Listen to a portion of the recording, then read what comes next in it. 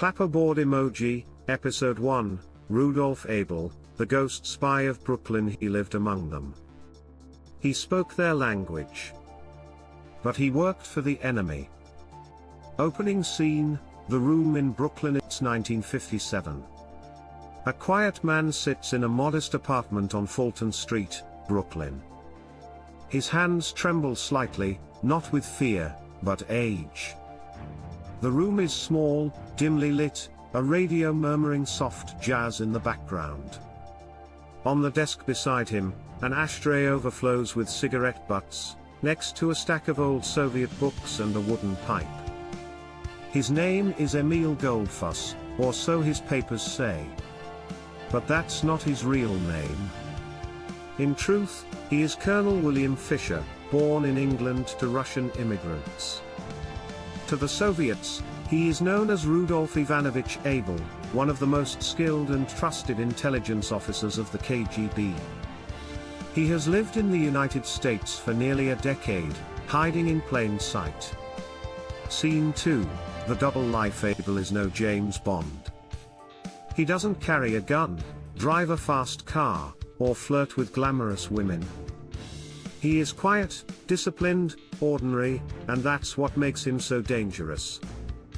He works out of Brooklyn, sometimes Manhattan, changing addresses every few months. He wears dull suits, carries a simple briefcase, and eats lunch at the same diner every Thursday. His neighbors think he's a painter, or maybe a translator. In reality, he runs one of the most sophisticated spy networks on American soil, transmitting coded messages, collecting classified military secrets, and coordinating covert communication with Moscow. He hides microfilms inside hollow coins. He writes with invisible ink on seemingly innocent letters. He decodes encrypted messages with a razor blade and a cigarette lighter. And all the while, no one notices. Scene 3, the leak. But even ghosts can't hide forever. In 1957, something unexpected happens, a defection. Rino Heihanen, Abel's subordinate and courier, a Finnish KGB agent, flees to the United States and contacts the CIA. He reveals everything: names, methods, addresses. And worst of all, he gives them a photograph, a blurry image of the man known only as Emil Goldfuss. The FBI goes on high alert. A quiet surveillance operation begins. Months of shadowing, tapping phone lines, intercepting mail, until they're sure. Scene 4, The Knock. June 21, 1957.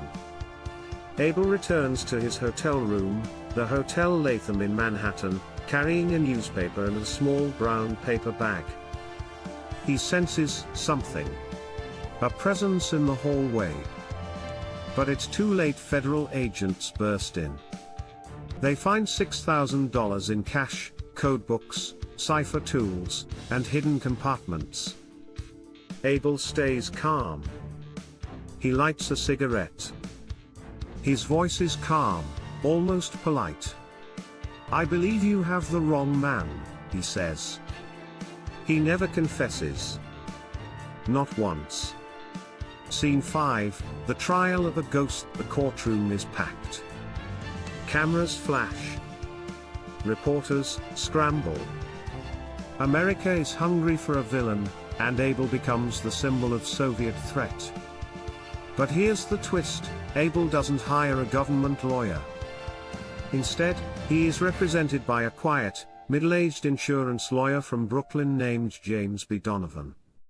Donovan doesn't believe in communism.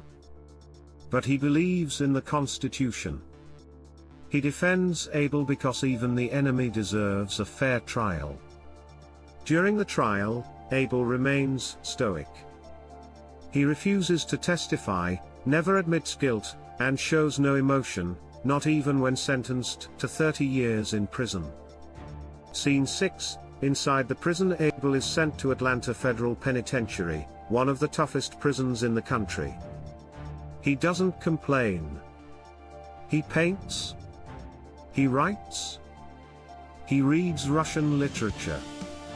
He becomes a legend among prisoners, the man who never broke, never spoke, never begged. Donovan, meanwhile, never forgets him. Because, somewhere across the Iron Curtain, events are already unfolding that will bring them together again. Final scene, the pieces move. It is now 1960. A US spy plane, a high-altitude U-2 aircraft, is shot down over Soviet airspace. The pilot, Francis Gary Powers, survives. In Moscow, he's interrogated, tried, and imprisoned. And suddenly, the man America wanted to forget, Rudolf Abel, becomes a priceless bargaining chip. What began as a quiet arrest in Brooklyn is about to become a moment of history, on a frozen bridge in Berlin. But that is a story for the next episode. Next episode on this YouTube channel.